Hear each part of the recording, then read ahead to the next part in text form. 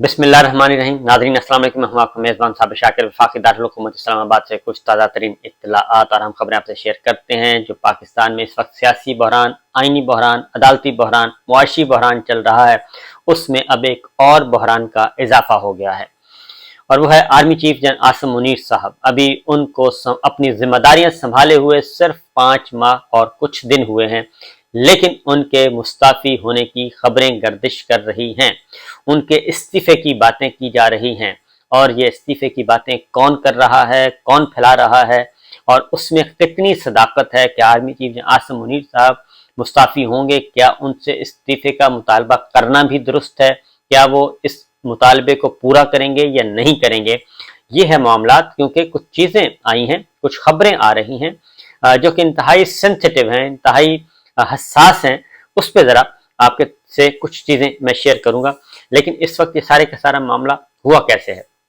हुआ यह है कि कल से जी हालात काफ़ी सीरियस होने वाले हैं और सुप्रीम कोर्ट ऑफ पाकिस्तान पे हमला आवर होने जा रहे हैं हुक्मरान इत्तेहाद। सिर्फ एक जमात नहीं, हुक्मरान इत्तेहाद, और उसमें मौलाना फजलुर रहमान साहब भी शामिल हैं, पाकिस्तान मुस्लिम लीग नवाज भी शामिल है। जत्थे लेके आने का इनका इरादा है और जत्थे ला के बिठाए जाएंगे शाहराई दस्तूर पे।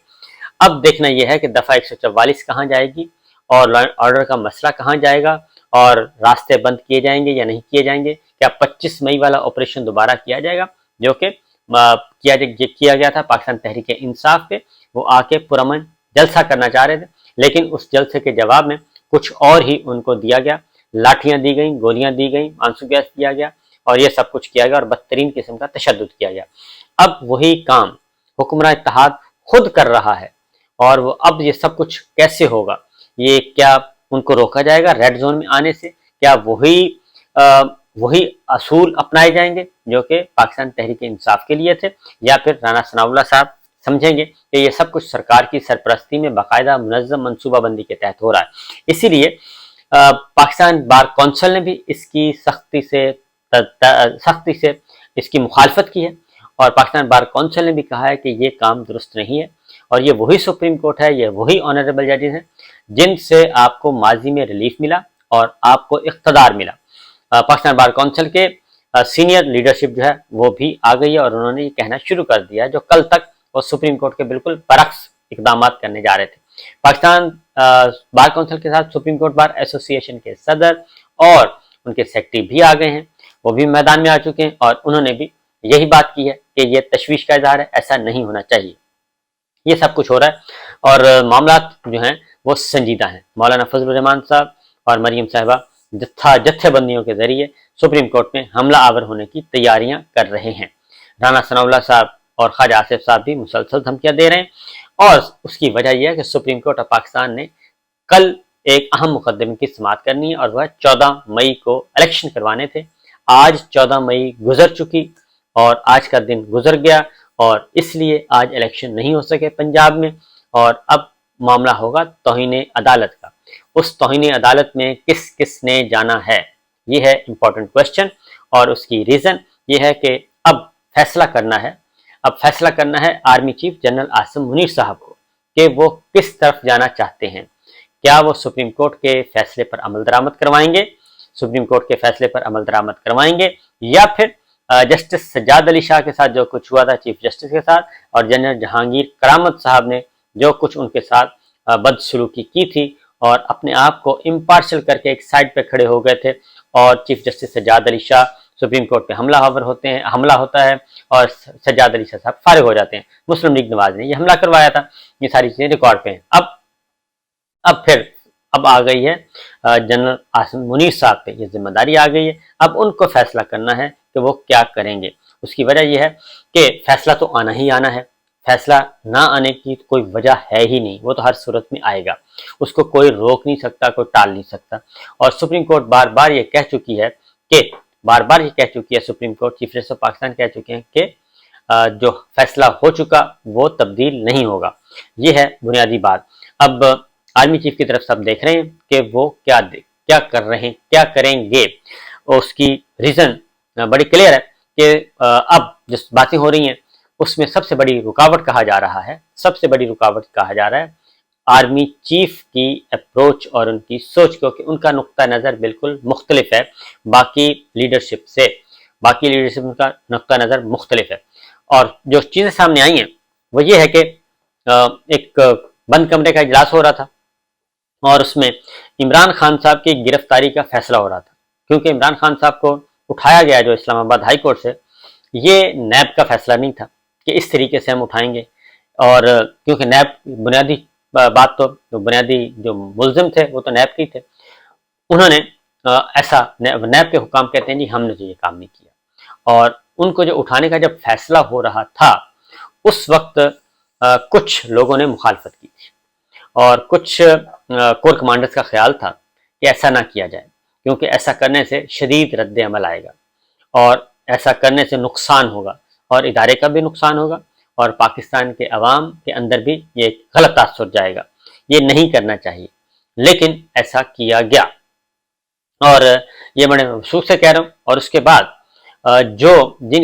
جن کا خیال تھا کہ رد عمل شدید آئے گا اور ان کا خیال درست ثابت ہوا اور رد عمل واقعی شدید سا آیا، اور اس میں شرپسندوں نے بھی خوب فائدہ اٹھایا، اور ایک جو رٹ قائم تھی، ایک جو بھرم قائم تھا، وہ بھرم جو ہے وہ ختم ہو گیا، اور اس بھرم کو دوبارہ واپس لانے کے لیے بہت اہم کام کرنا پڑے گا، اور اس کے لیے دوبارہ عوام سے جڑنا پڑے گا افواج پاکستان کو۔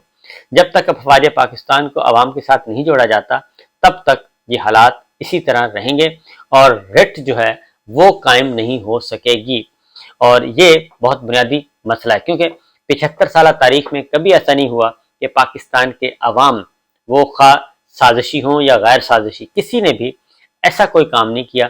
77 کی تحریک بھی چلی تب بھی ایسا نہیں ہوا، تو اب آخر کیوں ہوا ہے؟ اس میں تحقیقات کے لیے جو کمیٹی تشکیل دی گئی ہے، میرا خیال ہے کہ اس پہ جوڈیشل کمیشن زیادہ سوٹ کرے گا۔ اس کی وجہ ہے کہ پاکستان تحریک انصاف مکمل طور پہ انکاری ہے، اور انہوں نے کہا ایسا کچھ نہیں، ہماری طرف سے کوئی کال نہیں تھی۔ تو پھر وہ کون لوگ تھے؟ اصل مسئلہ یہ ہے، کیونکہ اس سے فائدہ کون اٹھا رہا ہے، اس کا بیانیہ کون بنا رہا ہے، بنیادی چیز یہ، اس کا بیانیہ سارے کا سارا گورنمنٹ بنا رہی ہے، حکمراں اتحاد۔ کل جو گزرا دن ہے 18 پریس کانفرنسیں ہوئیں اسی ایک مسئلے پہ، اور جس کو جناح ہاؤس قرار دیا جا رہا ہے اس کے بارے میں جب چیزیں سامنے آئیں تو پتہ چلا وہ جناح ہاؤس یہاں پہ تو قائد اعظم محمد علی جناح کبھی رہے ہی نہیں، اور صرف انہوں نے خریدا تھا، اور خریدنے کے بعد وہ قبضہ بھی نہیں لے سکے، اور یہ پھر مختلف پہلے پنجاب گورنمنٹ نے لے لیا، پنجاب گورنمنٹ سے کسی اور کے پاس چلا گیا، پھر وہاں سے ڈیفنس کے پاس چلا گیا اور یہ واپس نہیں آیا، اور یہ اس میں کبھی قائد اعظم محمد علی جناح قیام پذیر ہی نہیں ہوئے، اس لیے اس کو جناح ہاؤس کا نام دینا وہ کہتے ہیں از خود۔ میں دیکھ رہا تھا بہت پروفیسر حسن عسکری رضوی صاحب، اوریہ مقبول جان صاحب، ایاز امیر صاحب، وہ بھی ساری ہسٹری بیان کر رہے تھے اس کی، تو لہٰذا یہ ایک چیز بڑی سالڈ اور ویلڈ ہے۔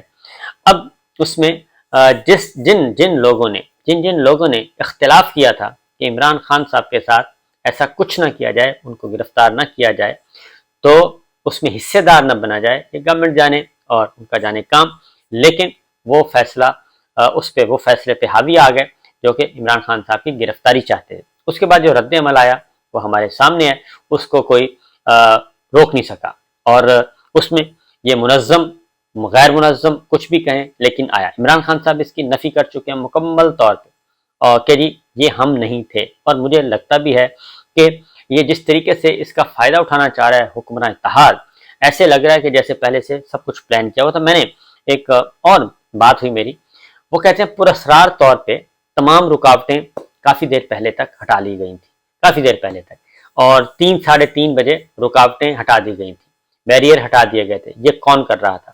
کیونکہ کور کمانڈر اندر موجود تھے اپنی فیملی کے ساتھ، تو پھر آخر یہ ماجرا کیا ہے، اور کیا یہ کور کمانڈر کے خلاف کوئی پلاننگ ہے کیا اس طرح کی؟ کیونکہ جب یہ تحقیقات ہوں گی تو پھر یہ ملٹی ڈائمینشنل ہوں گی، یہ ایسا نہیں ہوگا کہ بالکل ایک ہی نقطے پہ اور ایک ہی طرح سے سوچنا، ایک ہی زاویے سے سوچنا، نہیں، ایسا نہیں ہوگا۔ بہت ساری چیزیں جو ہیں وہ حقائق منظر عام پہ آنے والے ہیں۔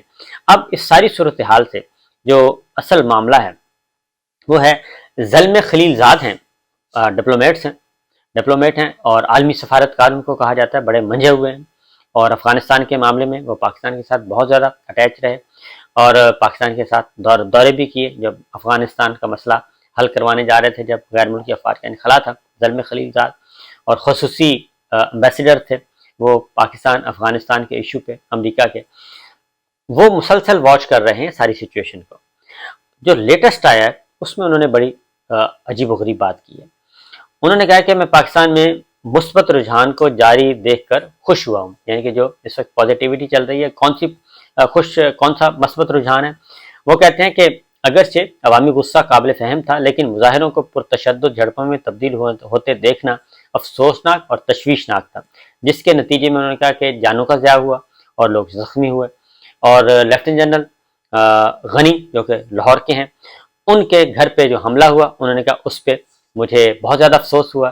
یہ جو تشدد ہوا، تباہی ہوئی، سوشل میڈیا پہ ویڈیوز دیکھی تو پاکستان میں کافی حالات ٹھیک نہیں ہیں اور یہ صحیح طریقہ نہیں تھا احتجاج کا. یہ زلمے خلیلزاد کہتے ہیں. اور وہ کہتے ہیں کہ یہ جو پیغام ہے کہ پاکستان قوانین اور جمہوریت، یعنی کہ پاکستان ایسا ملک ہے جہاں پہ قوانین بھی ہیں، جمہوریت بھی ہے، تو جب وقار اور تحمل کے ساتھ اظہار کیا گیا تو اس سے کہیں زیادہ جو ہے وہ تھا. اب ایک اور چیز ہے، انہوں نے ایک اور بات کی. انہوں نے کہا جی پاکستان میں امید کی جو نشانیاں ہیں، امید کی کرنیں ہیں. انہوں نے کہا سپریم کورٹ کا جو فیصلہ آیا ہے وہ، اور اسلام آباد ہائی کورٹ کا جب فیصلہ آیا اور عمران خان کو رہائی کا جب حکم ملا اور فوج کے اندر کچھ لوگوں کی بھاری ہاتھ سے زیادہ رسائی اور اس کے خلاف بڑھتی ہوئی مخالفت، یہ اس پہ انہوں نے تشویش کی ہے. اور انہوں نے یہ بھی کہا ہے کہ جو پاکستان کے مقبول ترین سیاسی رہنما کو ختم کرنے کے لیے انتخابات کی تاریخ پر معاہدہ کرنے اور ہنگامہ آرائی ختم کرنے کے لیے نئے آرمی چیف کی ضرورت ہے. یہ زلمے خلیلزاد کہہ رہے ہیں کہ یہ ساری صورتحال کو معمول پر لانے کے لیے نئے آرمی چیف کی ضرورت ہے پاکستان کو. اور انہوں نے ایک اور بات بھی کہہ دی. انہوں نے کہا کہ کسی نئے اور سیاسی طور پر غیر جانبدار کو اس بارے میں کردار ادا کرنا چاہیے اور قدم رکھنا چاہیے. یعنی نئے آرمی چیف کو آنا چاہیے اور نئے آرمی چیف آئیں اور صورتحال کو معمول پر لائیں اور انتخابات کروائیں. اور آگے جا کے وہ کہتے ہیں کہ میں جن منیر سے مطالبہ کرتا ہوں کہ وہ مستعفی ہو جائیں وسیع تر مفاد میں، قومی مفاد میں. تو یہ انہوں نے ٹویٹ کی ہے کہ آخر یہ کھچڑی کیا پک رہی ہے. آرمی چیف عاصم منیر کے بارے میں اس طریقے سے سوشل میڈیا پہ آ کے اوپنلی ایک ڈپلومیٹ جو ہے، اور ڈپلومیٹ بھی کوئی عام نہیں، امریکہ کا اہم رازداں، اہم اتحادی اور ان کا لائک مائنڈڈ، اور انہوں نے یہ باتیں کی ہیں.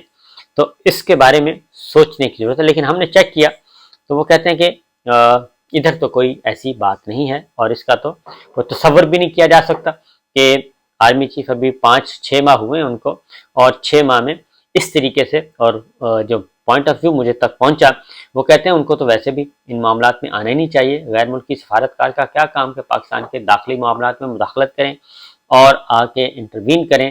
تو لہٰذا ہمارے جو حکام ہیں انہوں نے تو یہ کر دیا بالکل فارغ. لیکن ایک چیز ہے، زلمے خلیلزاد سے ٹکرانے کی کوشش کی زرداری صاحب نے بھی، اور زرداری صاحب سے جب پوچھا گیا کہ زلمے خلیلزاد یہ باتیں کر رہے ہیں، اور زمان پارک آپریشن کے وقت بھی زلمے کا ٹویٹ آیا تھا اور اس میں انہوں نے کہا تھا کہ اب وہ زمانہ گزر گیا جب آپ کسی سیاسی لیڈر کو اسیسینیٹ کر دیں، قتل کر دیں. وہ زمانہ اب درست نہیں ہے. اور وہ زمانہ بھی گزر گیا کہ آپ پاپولر لیڈر کو اٹھائیں اور سیاسی مفادات کے لیے اس کو جیل میں ڈال دیں. وہ زمانہ بھی گزر گیا. لہٰذا وہ جو زمان پارک میں آپریشن ہوا تھا شروع، اس کو رکوانے میں زلمے خلیلزاد کا کہتے ہیں کہ بہت اہم کردار تھا. اور اس وقت بھی انہوں نے سوشل میڈیا پہ ٹویٹ کیے، ظاہر ہوئے، انہوں نے ٹویٹ کیے اور اس میں انہوں نے بتا دیا کہ جناب یہ ساری چیزیں غلط ہیں، آپ بیٹھیں اور ایک الیکشن کروائیں اور جولائی میں اور اگست میں الیکشن ہو سکتے ہیں اور فوری پہ مذاکرات کریں. اس کے بعد مذاکرات ہوئے بھی لیکن ناکام ہو گئے. اب آرمی چیف سے وہی زلمے خلیلزاد استعفے کا مطالبہ کر رہے ہیں. تو میرا نہیں خیال کہ ایسی کوئی چیز ہے، لیکن یہ چیزیں انہوں نے سوشل میڈیا پہ بھی ڈال دیں. اجازت دیجیے، اللہ حافظ.